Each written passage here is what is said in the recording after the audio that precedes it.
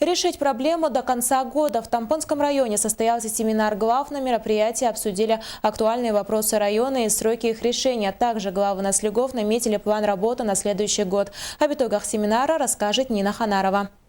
В Тампонском районе прошел семинар глав наследников, последний в этом году, где были обсуждены насущные вопросы, которые необходимо решить до конца текущего года и определить основные перспективы на следующий. Глава района проинформировал собравшихся глав поселения о проделанной работе по всем направлениям и отраслям, поставил задачи, которые необходимо выполнить до конца года.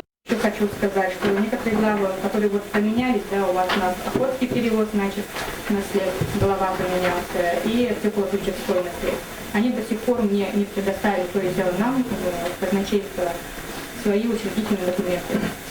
Перед главами, собравшимися на семинаре, выступили работники федерального казначейства, налоговой инспекции, управления экономики, сельского хозяйства, промышленности и строительства, правового и земельного отделов. Бюджет у нас будет утверждаться на 1 год, на 2016 год, но среднесрочный финансовый план вы утверждаете на 3 года и предоставляете его к проекту решения о бюджете обязательно.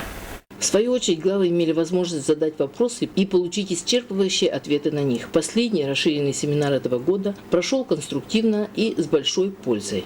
Нина Ханарова, Мария Винокурова, Наталья Пермякова, НВК Саха, Хандыга.